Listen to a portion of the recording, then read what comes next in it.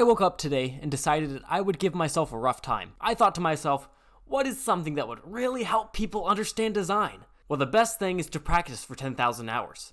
But the second best thing is asking 10,000 questions.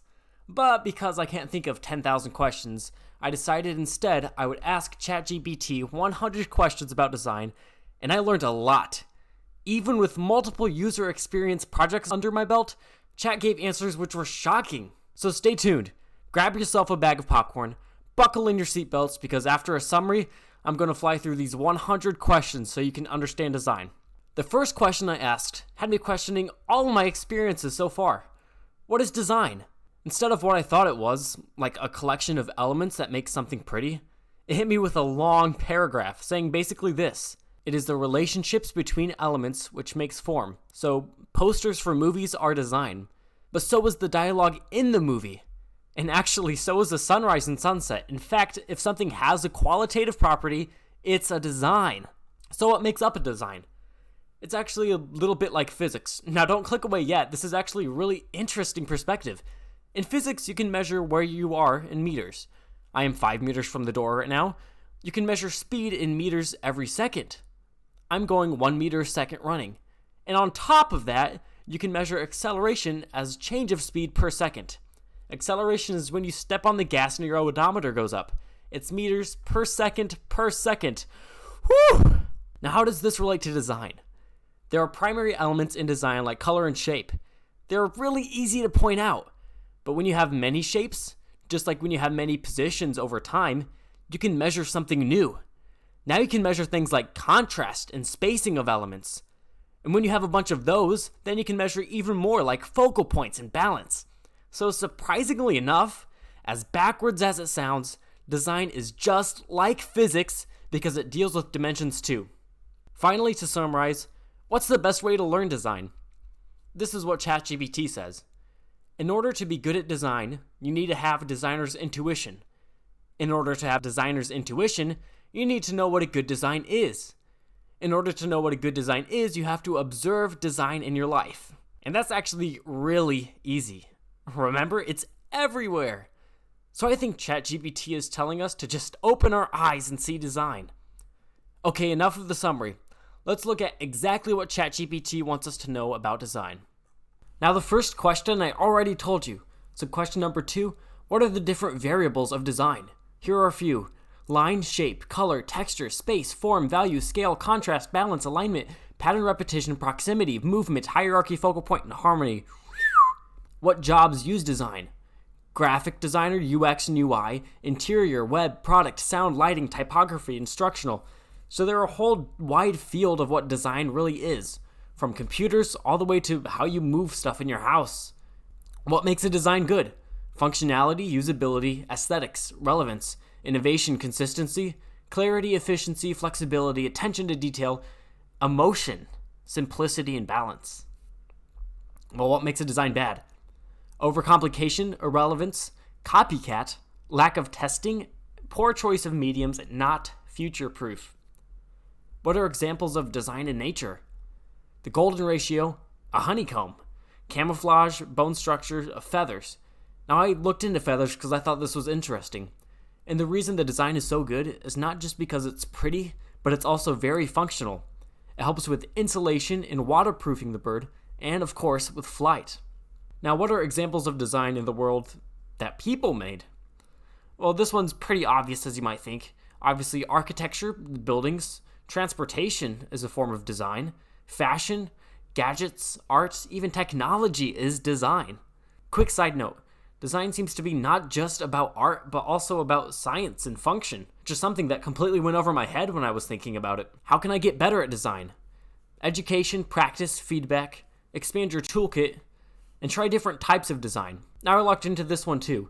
For anyone interested, this is the idea of a Renaissance man, also sometimes called a polymath. Someone who by knowing many different kinds of skill can become really, really good at one kind of skill. Look it up. Where can I learn useful things about design? It says online courses, platforms, places like Treehouse Design Lab and Interaction Design Foundation, books, and museums. That wasn't something I expected. As for what I think, if you're looking for other YouTubers that talk about design, Check out The Future. Chris Stowe is someone I look up to. What's the first thing a new designer should practice? The first thing a new designer should practice is the fundamental principles by looking at existing excellent designs. The next 10 questions are about color. How is color used in design? Well, a few different things: communication, branding, harmony, space, and trends. How can I choose a good color palette then? Start with the why of your work. Then start with a base color and consider psychology and test it. What is an example of great use of color in nature? And it gave me a peacock.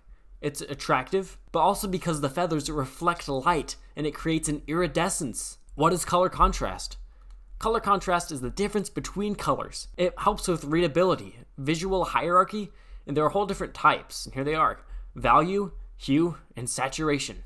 Well, how can I learn about color theory and not just pick colors from a color wheel? Well, start with the color wheel, then look at the relationships different colors have on the wheel, but keep in mind the entire time about psychology. What tools can I use to research color theory? There are 2 books: The Elements of Color by Johannes Eichen and The Interaction of Color by Joseph Albers. I really hope I said those names right. But also look at museums. What are the most common mistakes in choosing a color palette? It gave me overcomplicating it, ignoring the identity, using web unfriendly colors, so some colors aren't so great on the web, and ignoring emotional impact.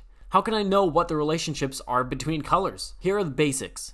Complementary are opposite on the wheel, analogous are close, monochromatic have the same hue, and in general, use the color wheel. Think like music. The closer the notes are, the more tension there is. Which color palettes are the most common?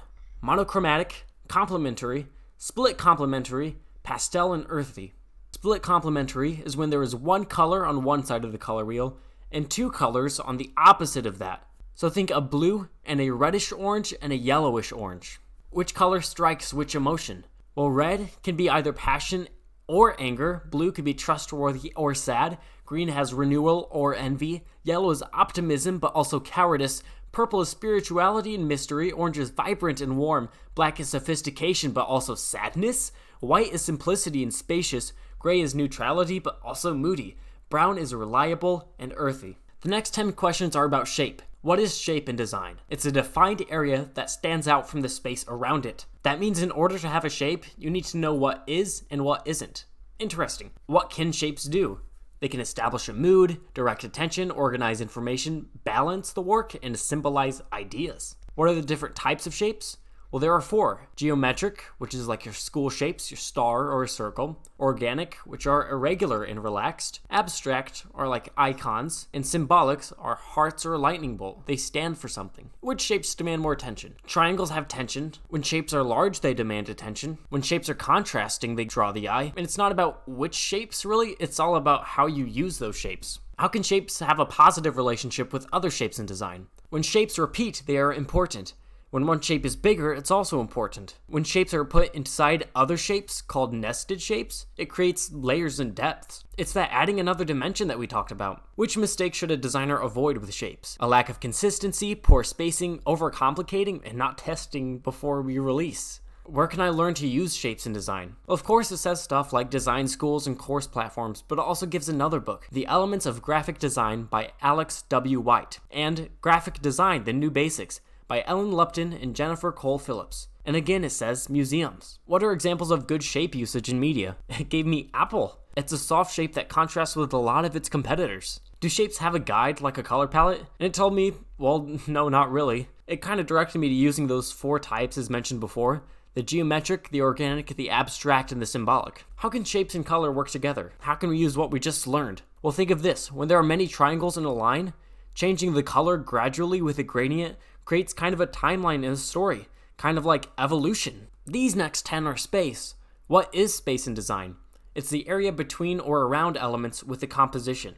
So it's that what isn't part of the shapes. What are examples of good spacing in media? In magazines, there are well-defined columns, and in TVs, there's time, also considered space, between dialogue to create suspense or importance, to create emotion. What are mistakes I should be aware of in designing space? Over or undercrowding, a lack of consistency, using space without purpose, or overuse of borders and dividers. Where can I learn to use space? Well, of course, it gives me the usual museums and the courses, and YouTube.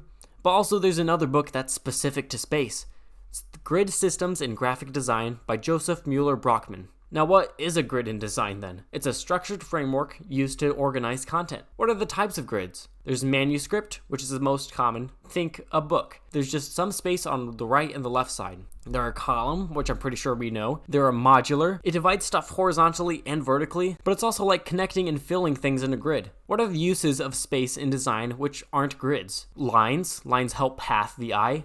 Gutters are space between so we don't feel cramped.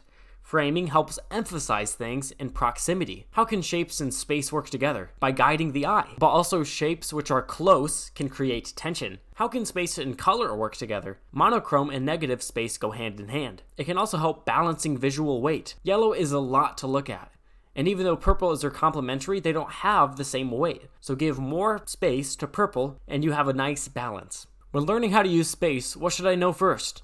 And for some reason it told me rhythm. I still don't really understand what that means, so if you guys understand, let me know in the comments. These next 10 are about contrast. What is contrast in design? It's differentiating elements to create focus. It's that second dimension we were talking about. It's a relationship between elements. It's not necessarily an element by itself. What is a good example of contrast in media? It told me Breaking Bad. Walter's color palette at the beginning of the show is lighter and duller colors compared to the end of the show. In the later seasons, he has darker colors. That's the iconic black hat and the shades that he wears. What resources can I use to learn contrast? It says Canva Design School, or Design Check, and also gives me another book, The Non-Designer's Design Book by Robin Williams. Not the one you're thinking about though. Are there different types of contrast? Yeah, there's a whole bunch. In fact, if there is any element, it can be contrasted with a similar element. So a color can be contrasted, the size and the shape and the texture, type and space can all have contrast. How can contrast effectively tell a story? It can direct attention, it can set a mood or a tone through tension, and it is one of the first things we see. If you see a red button in a gray background, if you turn your head, the first thing you're going to notice is that red button. What are some mistakes to avoid in contrast? Having too little or too much, which is obvious, but it also gives me something unique. Mishandling gradients. What is the first thing to study about contrast? That the purpose of contrast is to create visual interest. What are beautiful examples of contrast in nature? The sunrise, the blue sky against the orange sun. The ocean depths have a gradient from blue to deep and dark blue. And a starry night sky, white stars against a black or a blue sky. How can I practice looking for contrast day to day? Journaling, studying people, and visit different places. Now, which painters had a great use of contrast in history? Caravaggio, Rembrandt, and Van Gogh. These next 10 are about balance. What is balance in design? It's the distribution of equal weight. What are the types of balance? There's symmetrical, which is the typical use of balance. There's asymmetrical, which is balancing one big thing with many small things. There is radial, where things are all in a circle. There's crystallographic balance, where there doesn't seem to be a focal points, but things are balanced anyways. And there's vertical and horizontal, which are pretty obvious. So what is weight in design? It's a perceived heaviness or lightness of an element. It's the value we give to how much it stands out. What's a good example of balance of design in media? Think of those early Apple ads. The black silhouette against the white products. What is a good example of balance of design in nature? Butterflies, and not just because of the color of the wings. They're scattered all around in the environment. It's like painting the black night sky with white stars. Can a design be unbalanced and still be good? Yes. In fact, it makes for interesting contrast. It represents movement, and as Picasso says, movement is life. How can I practice balance of design day to day? Take designs which are already great and redesign them. Aside from that, play around with the weight of different elements. How can I observe balance of design? And be specific. First look at something, then in your brain make a grid. Try to find the focal point of the grid, then look around and analyze the weight. Is there just one thing against many small things? Are there two elements which are evenly balanced? Can I balance two different elements like color and shape? Yes, and it's kind of an unbalanced balance. One imbalance of an element may be counteracted by an imbalance in another, creating an overall balance, but on a small level, a tension. Where can I find more about balance in design? And actually, it told me The Future, a YouTube channel I love anyways. These ones are about proximity. What is proximity in design? It's the principle that related elements should be close together. How can I implement it effectively? By using consistent spacing, considering weight, and remembering to give empty space. What are examples of proximity in media? The navigation menus in websites. I mean, it kind of makes sense that the home button is right by the search button. I mean, think of remotes too. The volume buttons are right beside each other. What is the difference between good organization and good proximity in design? In organization, users easily navigate the elements, but proximity aids in users' cognitive processing of elements. What's an example of this? In organizations have layout grids, alignment, and they establish a hierarchy, but in proximity, related elements are grouped together to mitigate visual clutter. Organizations are the big story and proximity are the little details. How can balance and proximity work together in design? Use proximity to decide which elements should go together, then use balance to put them together in a good way. How can I observe proximity of design in my day-to-day? And it told me what I'm going to tell you now. Look down. Look at your desk, look at the room you're in, and see how things are organized. Maybe on your desk, your writing devices like your pens and pencils are together. Or maybe the room you're in, chairs are hopefully not right by the door. Because relaxing in the room and leaving the room are two completely different things. How can I practice proximity in design? Take a good example of proximity and tweak it a little bit and see what changes. What are mistakes of proximity in design? Of course, it tells us again, giving too little or too much spacing, grouping the wrong things, and forgetting about weight. How can I practice proximity in design? Tweak a good example of proximity and see what changes. Now, who are experts in proximity? Massimo Vignelli and Don Norman. Now, these are the complicated ones, the ones at the highest dimension, starting out with emotion. What role does emotion have in design? It creates and it receives. So it's either the author of the design sharing their own emotion, or the author's trying to evoke an emotion in the user. What are the most common emotions in design? It says joy, trust, curiosity, desire, nostalgia, and frustration. Now I went ahead and I just asked the question, how can I evoke emotion in design? And it said color by far, but it also gave a more unique and nuanced answer, storytelling. Well, if I'm going to use emotions, how can I learn it? How can I be more empathetic? Actively listen to others, develop emotional intelligence, and when two views oppose, try to be curious and not defensive. How can I understand my emotions better? Mindfulness, keep a journal, talk with people about your emotions, and have specific labels for your emotions. Don't just say you're happy or sad, but say you're feeling deprived. What are unexpected examples of emotion in design?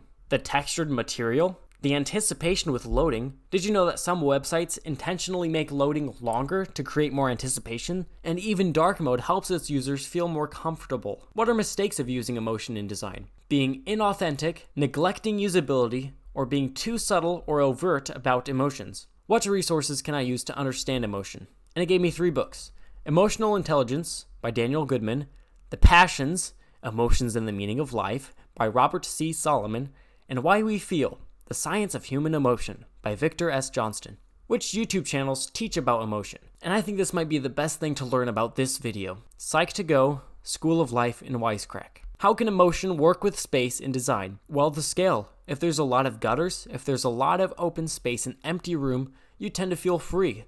But if things are bunched together, you tend to feel captive. And an open layout tends toward community. And let me unpack that, because that didn't make a lot of sense. Folders are seclusive. If you have to press a few buttons just to look at the thing, you're going to seclude those things. Then we have focal point. What is a focal point in design? It's a specific element that catches the eye immediately and keeps it. How can I create a focal point? And it said, well, really there's a lot. I can't really tell you, but here are a few. Contrast, repetition, isolation, and position. What are good examples of focal points in media that I can look at? Close-ups in a movie, call to action buttons on a website, and have you ever noticed an anime main character just kind of pops out from all the other ones? How can I observe focal points in my day-to-day? Well, once again, look down. Look around the room. Look around your house. Try to notice how some furniture sticks out more than others, and what draws your eye in nature. Even look at other people's clothing. Are someone's shoes red and they just stand out? What is the difference between contrast and a focal point? Well, contrast is the difference between 2 or more elements in a design, and a focal point is what contrast creates. Think of it like this.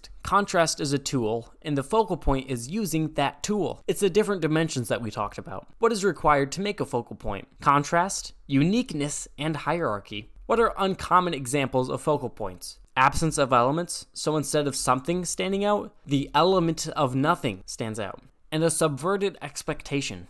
If you expect a pencil to be on a desk, but instead you see a sausage, that's going to be a focal point. Where can I learn more about focal points? And it said, look at photographs. This tends to be the golden rule of photographs, so look it up. How can focal points create emotion? Of course, with the storytelling, but also with the subverted expectation, it can create humor or confusion.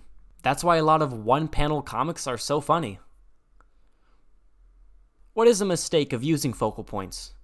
Having multiple focal points, misplacing one, an over or under emphasis, and neglecting surroundings altogether. A focal point is really only important because everything else isn't important. And the home stretch, practice. How can I practice design? Start with the fundamentals. Then get a hands-on practice and ask others for feedback on it. But also, it's important to stay inspired. It's important to give yourself breaks and to make sure you love what you're doing. How can I be more receptive of good design? And it says the daily observations. Like looking around your room. Like looking at others. What are YouTube channels that teach design? The Future, Dansky, and Flux Academy. Where can I get feedback from my design? If I make a pretty design, but I don't have anyone to share it with, or I don't have anyone I'm comfortable with sharing, where can I go? And it says Behance, Dribbble, or Reddit are all communities. What mediums can I use to design? And there are a lot. Adobe, GIMP, Figma, which I use, Blender, and cardboard models. How long should I practice every day if I want to be good? And I was shocked at this. It didn't answer me. Instead, it told me this. Be deliberate with practice. And be consistent over intensity. If your question is how long should I practice every day if I want to be good, you're asking the wrong question. Instead of making it an action, make it a lifestyle. Make it a habit. Make it something that you just do without thinking about. How can I practice design at work? Most of us go to work for hours and hours every day. How can I make use of that time? Of course, there's looking at the properties like we talked about, looking around the desk, but there's also redesign material at the work you have. If you move boxes every day, try to ask, why are these boxes so efficient? Why boxes instead of spheres? What is the most effective way to observe design? Okay, so it's been telling us for so long to observe design, but it hasn't told us how. The number one way is to ask questions. Ask for the purpose. Ask what the target audience is. Ask what the hierarchy is. Which element is most important? Ask what emotion does it have? And ask the functionality. What does it do? How can I observe design in music? Look for repetition. When musical themes repeat, they're pretty important, right? Look for harmony and dissonance. And look for a contrast. And remember, contrast can mean a lot of things. It can mean a contrast between notes, but it could also mean a contrast in message from the start of the song to the end of the song. And look for the story of the music. How can I record what I learn about design? Keep a journal, and that can mean on a piece of paper, or that can mean on the computer, but also start a portfolio, because it might be important for you later. Now that was a lot of questions, and I'm a little bit out of breath. So how did you guys do? Comment down below what you think the most important answer was. And if you got something out of this video, if you liked the video, then please consider giving it a thumbs up. The algorithm will send you more videos like this your way. If you find yourself kind of becoming a returning viewer, welcome to the community. Maybe consider subscribing. I respond to every comment, so say hi. I'll welcome you.